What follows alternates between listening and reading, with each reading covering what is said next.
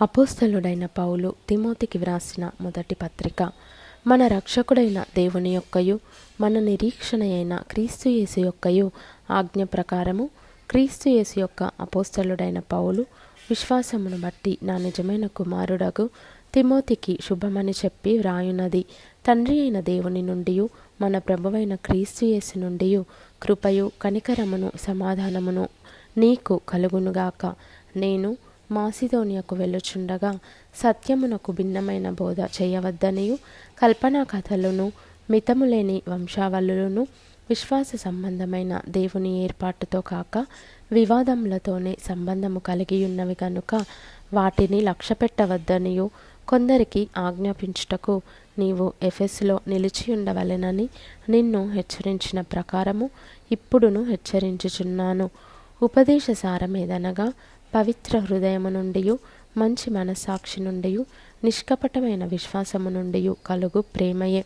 కొందరు వీటిని మానుకొని తొలగిపోయి తాము చెప్పువాటినైనను నిశ్చయమైనట్టు రూఢిగా పలుకువాటినైనను గ్రహింపకపోయినను ధర్మశాస్త్రోపదేశకులై ఉండగోరి నిష్ప్రయోజనమైన ముచ్చటలకు తిరిగిరి.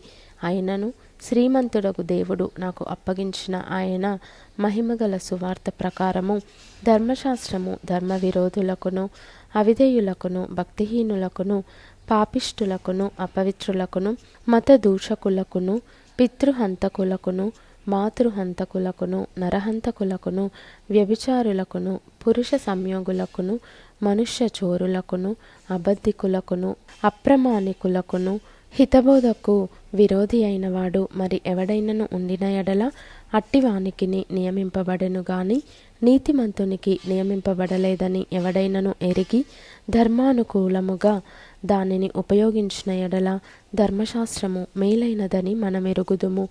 పూర్వము దూషకుడను హింసకుడను హానికరుడనైన నన్ను తన పరిచర్యకు నియమించి నమ్మకమైన వానిగా ఎంచినందుకు నన్ను బలపరిచిన మన ప్రభువైన క్రీస్తు యేసుకు కృతజ్ఞుడనై ఉన్నాను. తెలియక అవిశ్వాసము వలన చేసి తిని గనుక కనికరింపబడి తిని. మరియు మన ప్రభువు యొక్క కృపయు క్రీస్తు యేసునందున్న విశ్వాసమును ప్రేమయు అత్యధికముగా విస్తరించెను. పాపులను రక్షించుటకు క్రీస్తు యేసు లోకమునకు వచ్చెనను వాక్యము నమ్మతగినదియు పూర్ణాంగీకారమునకు యోగ్యమైనదియునై ఉన్నది. అట్టివారిలో నేను ప్రధానుడను.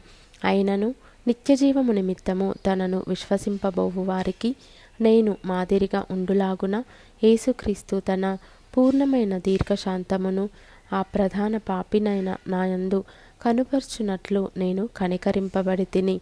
సకల యుగములలో రాజయుండి అక్షయుడును అదృశ్యుడునగు అద్వితీయ దేవునికి ఘనతయు మహిమయు యుగయుగములు కలుగునుగాక. ఆమెన్. నా కుమారుడవైన తిమోతి, నీవు విశ్వాసమును మంచి మనస్సాక్షియు కలిగిన వాడవై నిన్ను గూర్చి ముందుగా చెప్పబడిన ప్రవచనముల చొప్పున ఈ మంచి పోరాటము పోరాడవలెనని వాటిని బట్టి ఈ ఆజ్ఞను నీకు అప్పగించుచున్నాను. అట్టి మనస్సాక్షిని కొందరు త్రోసివేసి విశ్వాస విషయమై ఓడ బద్దలైపోయిన వారి వలె చెడియున్నారు. వారిలో హుమెనయును అలెగ్జంద్రును ఉన్నారు. వీరు దూషింపకుండా శిక్షింపబడుటకై వీరిని సాతానునకు అప్పగించి తిని.